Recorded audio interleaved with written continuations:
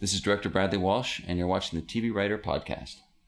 Hosted by Gray Jones, the TV Writer Podcast is brought to you by Script Magazine and ScriptMag.com, the leading source for script writing information in print and on the web. This is Gray, and I'm here with Bradley Walsh, Director Extraordinaire. How you doing, Bradley? Good, thanks. And you directed actually this week's Beauty and the Beast episode. That's right. And we are definitely going to talk about that. But first, actually, let me explain sort of what we're going to do. Since you're the very first director that's been on the podcast, what we want to do is find out a little bit about you first, how you got into directing, specifically in television. Then we're going to go talk about, as a director in television, what you'd like to see in a script and how you interpret what you see. And then we'll talk about Beauty and the Beast. So we'll do it in 3 parts like that. Sure. Okay, great. So we actually went to school together at York University. But tell me, from York, like, did you know at that point that you wanted to do television? I know you were directing already at that point. Yeah. But maybe bring me up to speed how you got from there to here. Well, I definitely knew that I wanted to work in long format storytelling. Wasn't sure exactly how I was going to get there. Everybody has the dream you're going to work in television at some point, or a feature film, or be able to somehow muster a career out of film school immediately into the professional world. But for me, my transition came through music. And through the good fortune of knowing a bunch of bands and musicians, and transitioned out of film school into directing music videos, always knowing the whole time that I wanted to somehow engage with a long format in some way or another. And actually, one of my earlier music videos was a short film that helped launch my narrative storytelling career, because I was kind of misbehaving a little bit and using the music video format in order to exercise my storytelling ambitions. And actually, throughout my entire music video career, I was kind of known for being a storyteller as opposed to someone who was just a visual explorer. I was always trying to thread some kind of narrative into my music video work, whether it be subtle or not, sometimes to the extreme, and almost always successful. It seemed that was something that people were really enjoying and the record companies were embracing. And that actually helped me move into another genre afterwards, but always keeping my eye on the prize, which was to have a career, more screen time. I just want more screen time. I just want to have the ability to flex my muscles as a storyteller, both working with talent and camera, and editorially being able to, command a story. But music videos brought me into commercials, and commercials ultimately gave me an opportunity to, I guess I had a career that was successful enough that I allowed myself to take a break from commercials in order to craft a short film that changed my career basically overnight. By using that opportunity to do this 9-minute film, which was essentially a project that came from a client that allowed me to write and direct a film that then was distributed amongst the community in Los Angeles and here in Toronto, that got me some attention. A short film that was 9 minutes long that changed everything, as I was saying, because they saw there was somebody who has ambitions outside of music videos, outside of commercials, somebody who has actually an ability to craft a story, a tight little story in 9 minutes. I'm a living example of how a short film can change your career and get it in the hands of the right people, who then said, okay, well, let's give this guy a shot at doing something different. So when you did do that short film, was that something that was designed right from the start to get you into... Oh, yeah. Okay. So absolutely. It was like, oh, here's an opportunity. Somebody came to me and said, well, we'd like you to take this brand and write a story around the brand, and feature our product in your story, whatever way you want. There's no restrictions at all. Take whatever creative license you want. And I just saw it as an amazing opportunity to write a great short film. Wow. And incorporate the product in it seamlessly in a way that was both respectful of the opportunity that was given to me, but in a way that it wasn't so heavy-handed that you weren't encumbered by the fact that there's a product that's throughout the story. So. It was easy in that it was something that we work with every day, or it's part of people's lives today, a newspaper. So it made it very easy to incorporate that into a narrative, and it was a lot of fun. And that got in the hands of some people in Los Angeles, and through that came some opportunities to sit down in front of people and share the work and talk about things that I wanted to do moving forward, which included television. And not so long after that relationship started with the people who I'm working with now in the U.S., I had an opportunity to direct a television pilot. And that set me on to my career in working in TV. Great. And so would you say that you were focused exclusively on episodic TV, or are you still interested in directing features? Are you interested in directing, say, things like movies of the week as well? I'm open to any opportunity, and for me, it's all about the paper. It's all about the material, whether it's an exciting episode of television or a great television movie or a feature script that I'm either been presented or I'm developing. I'm always pursuing a great story and great opportunities. So I'm open, but I see every opportunity as an exercise for you to flex your storytelling abilities and practice your craft. So I don't want to say I'm just exclusively TV or just exclusively television. I actually think that's the reality of a lot of directors and creative people have to kind of embrace, is that you got to look for any opportunity where they come. If you completely, I think, pigeonhole yourself, then you're going to find yourself pigeonholed, and I'd rather not do that and leave myself open to possibilities, because that's how I achieve success in being able to meander from music videos to commercials and television series, was being open to those possibilities. I might still be directing television commercials exclusively if I wasn't open, saw some way to change my career or take a chance or a risk, which is what that short film was essentially. Yeah. Well, I see a lot of people I talk to talk about how much more entrepreneurial we have to be in this business. I would definitely agree with that. And be open to possibilities. And actually, I love it when you see, say, for instance, what you might call A-list talent doing webisodes. Right. You can tell that everybody is open to this idea. Well, there's certainly a lot of people who've achieved, what would be considered mainstream success, who've come from various genres, whether it's Spike Jones or, who's worked from music videos into television commercials, has done feature films. There's lots of examples of directors who worked in various mediums before they entered into TV or feature film. And it's just because you have to be flexible and ready to take on a challenge when it presents itself. Otherwise, you might not be working as much. Mm-hmm. I'd actually prefer to be constantly being creative as opposed to being stubborn and saying, I'm just going to do just this. Yeah. I'd rather not be that way. Well, let's move on to episodic TV now that you're in Beauty and the Beast and other shows like that. When you look at the script, it's different than a music video or a commercial, but you're still working for a client, and so there's always been that kind of relationship. But tell me what's different when you're in episodic TV. It's funny, because making the transition into television, some of the language has changed in terms of what meetings are called or the different levels of approvals that you have to go through. But it's always the same process. I mean, it's all about making very clear communication and understanding the heart of a script. Now, music video, we're creating those scripts ourselves. Commercials, we're inheriting them. Television, we're inheriting a script, or hopefully you're able to help shape that. And features, same thing. But it always comes down to the paper. And there is a difference, certainly, in terms of like what the format is. But there's things that cross over. Like, you want to be able to communicate with all your keys. You want to be able to have an open dialogue with your producer. You want to be able to work alongside your writer in order to shape something, ideally. But the funny thing is, it's just, this seems very familiar, but there's just a different name to it, know? And there's a whole lot more paper involved in television than there was in any other format I've ever worked in. The tsunami of paper I was warned about was actually very true. There's just a lot of communication going on because you're part of a company, and there's a lot of responsibility as a director, and you want to be able to help shepherd a show through, and that requires paying attention and understanding what paper is more important than the other. Well, and so what kind of schedule do you have? Like when you get a script, how much time is there in between when you get that script and you're rolling? Well, that depends. And television can be anywhere from, in the worst case scenario, a couple of days to 10 days. Television movie, 2 weeks, 4 weeks prep. It just depends on the show and how they're working. So, American television, it's great to have 10 days prep. It depends. You work on Boardwalk Empire, which I have not had the opportunity to work on. Yes, I've read that there's 16, 17, 18-day shoots. There's going to be a lot more prep involved with that than there is going to be in doing a half-hour kids show. And no less important. It's just you're part of a different company. You're part of a different project.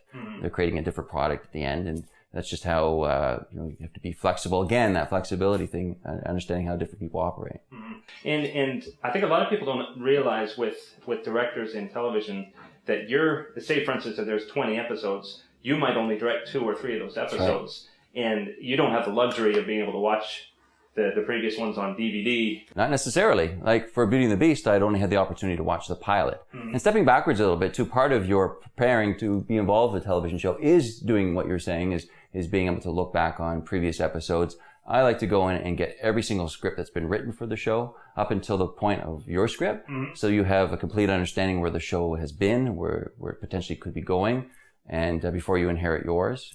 And so you have a complete knowledge of the characters. So what are the main plot lines, how the show is evolving, and how you will possibly fit into that. So I like to arm myself with as much information as possible, even before I start prep. So it's researching the show. If you're jumping into season 6 of something, I like to watch every show up until season 6, so that you are, absolutely, it's a lot of television watching. And I'm a type of person who watches my TV in giant chunks. So I'll watch an entire season over a day or two, so I can be as familiar with it as possible. Because sometimes you don't have the chance to watch every episode, but I think it's part of the being prepared is understanding what you're walking into, and the different personalities that you're also going to encounter with when it comes to talent, seeing how they work.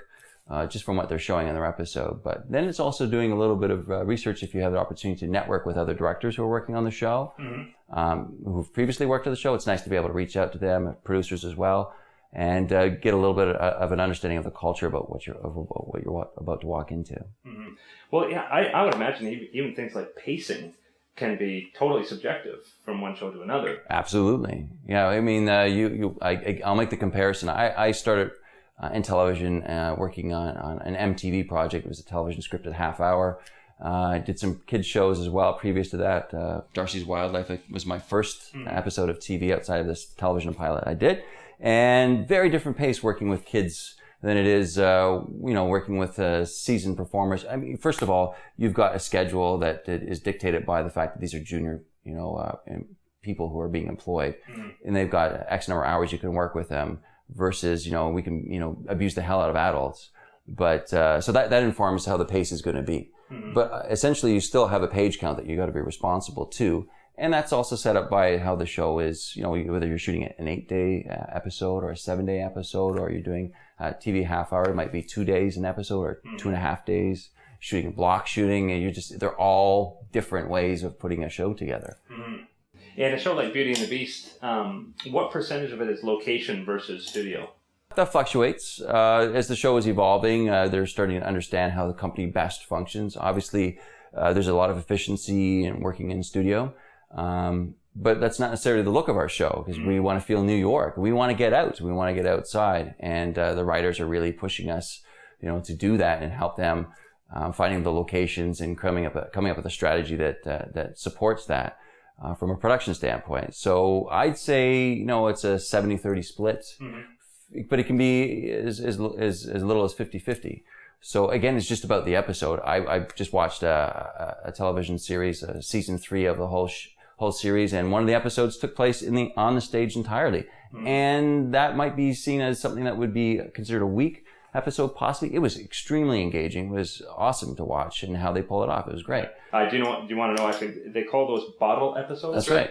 From other writers I've talked to, they say it's such a challenge to write the bottle episode that they put so much extra juice into it that you'll find it in virtually any show, those will always be the strongest episodes. Yeah, it was incredible. It was very successful. So it just depends, right? Yeah. And then some shows, just by the nature of how they're written, then you're out on the road for 5 or 6 days on an 8-day schedule. It just depends. Now those have challenges, obviously, moving the unit several times a day and being able to achieve the page count you need.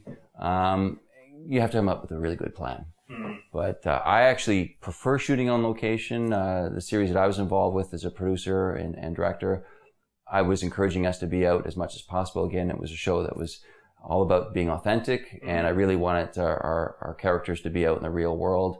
And we had a great stage where we had some hero sets that were amazing, but for the most part, we tried our best to be out in the real world, because that's what the show was required. And so let's go right to Beauty and the Beast and talk about the challenges and opportunities with this particular story. Now, had you watched the original Beauty and the Beast? With Ron Perlman and Linda Hamilton? Perlman? Not recently, but I do remember it as a child. It was something that was playing in my household, that's for sure. And I remember it was a big deal. Oh, it was? Absolutely. But no, I did not refresh my Beauty and the Beast by watching the previous series or, picking up the original novel, which has inspired all of this. I wanted to come into it cold, and because I wanted to be inspired by the work that Gary Fleder and who directed the pilot, and Sherry and Jennifer, who created the series, wrote. I wanted to be open to inspiration from the work that they were doing today, because it's a contemporary retelling of something that we were familiar with from back in the Linda Hamilton, Ron Perlman days, but it's its own show. Oh, absolutely, absolutely. Well, and so as you're approaching this week's episode, and actually it's great that we can actually tie this interview to the very episode that you directed. Tell me about that particular episode. Obviously not plot, we don't want to give spoilers, right. But I know you said that you felt this episode was pretty strong. Yeah, I think a company, we all feel it's a strong episode because there's a lot of things that are happening in this episode that we've been building up to this point. Our two leads have gained each other's trust, and now it's starting to fracture. We're seeing some of the dark history of the Beast's. His past is coming to haunt him in the present, and in the form of the company that created him is hot on his tail, and he has to make some decisions. Vincent and Kat are hitting a crossroads in their relationship. They've established trust with one another. Kat has come to understand that Vincent, there's a human inside of him who does good, although he's troubled by his condition. Kat realizes that there's somebody who inside that's worth saving. And at the same time, Vincent's dark history, the creators of the Beast are hot on his tail, and so his past is catching up to him, and to the point of putting Kat in danger, which obviously inflames the situation for Vincent, who's come to care and is determined to ensure that Kat is not harmed because of who he is.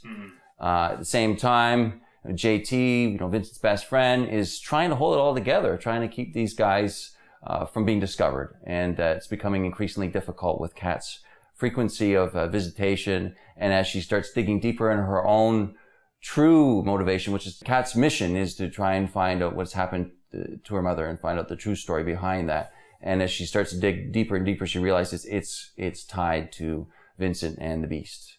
So this episode is, yes, there's the crime that we're going to be solving this week, but there's a relationship that's starting to really change and morph in this episode in a way that I think is going to be very interesting and has some serious stakes, and the outcome of it, I think, is going to be, it's pretty gruesome. It's actually kind of ideal that it's coming out at this time of the year, because Vincent does stuff that will shock Kat, and again, beg her to question, what is she doing moving forward?